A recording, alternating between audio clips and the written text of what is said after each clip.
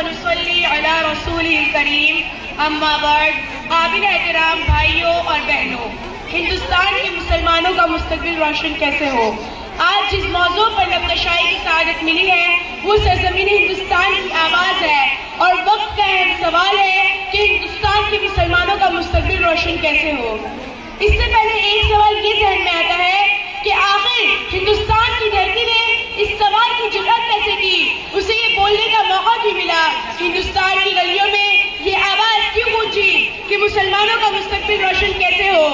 کہ ہندوستان کی اس دھرتی نے مسلمانوں کی 800 سالہ حکمرانی کو بھلا دیا؟ کہ اس دھرتی کو وہ دن یاد نہیں جب وہ انگریزوں کے چنگل میں سسک رہی تھی، غلامی کے توق اور ذلت کی زنجیر میں جکڑی ہوئی تھی، اس کی عظمت اور تقدس کو پامال کیا جا رہا تھا، امن و امان کا خاتمہ ہو چکا تھا. اے ہندوستان کی سرزمین، تجھے آزاد کرانے والا کون ہے؟ تحریک آزادی کے بانی شیخ الہند کون ہے؟ مجاہد آزادی مولانا حسین احمد مدنی کون ہے؟ قائد آزادی مولانا ابوالکلام آزاد کون ہے؟ مولانا محمد علی جوہر اور مولانا شوکت علی جوہر کون ہے؟ یہ سب کی سب ہماری اسلاف اور اکابر تو ہیں جنہوں نے ہندوستان کے ماضی، حال اور مستقبل کو سنوارا ہے. 100 بار سنوارا ہے ہم نے اس ملک کے گیس ہوئے برہم کو، یہ اہل جنو خود بتلائیں گے کیا ہم نے دیا ہے عالم کو. پھر بھی ہم سے سوال کیا جا رہا ہے کہ ہندوستان میں تمہارا مستقبل کیسے روشن ہوگا؟ میرے محترم ساتھیوں، ہندوستان کی سرزمین ہمیں پکار کر کہہ رہی ہے. ہاں، مجھے یاد ہے تمہارے اسلاف اور اکابر نے مجھے عزت اور حرمت کا تاج پہنایا ہے، میری گردن سے غلامی کے توق کو اتارا ہے، مجھے جنت کی شاخ بنایا ہے، لال قلعے کی عظمت دی ہے، قطب مینار کی بلندی دی ہے. مجھے پتا ہے تم ٹیپو سلطان کی اولاد ہو مگر تم میں جرأت نہیں ہے، تم شاہ اسماعیل شہید کے لاڈلے ہو مگر تم میں اطاعت کا جذبہ اور نبی صلی اللہ علیہ وسلم سے عشق اور محبت نہیں ہے.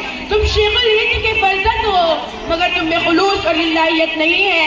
تم شیخ الاسلام کے سپوت ہو مگر تم میں خوف خدا نہیں ہے.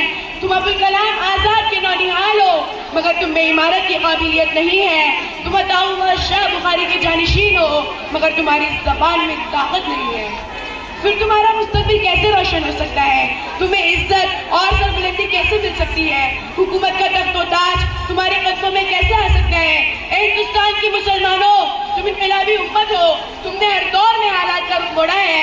آج بھی ہندوستان کا مستقبل بدل سکتے ہیں، اس لیے اٹھو، قرآن کو پکڑو، سنت نبی صلی اللہ علیہ وسلم کے دامن کو تھامو، ملک کے آئین اور قانون کو مضبوط کرو، اپنے اندر روح بلالی اور شان فاروقی پیدا کرو.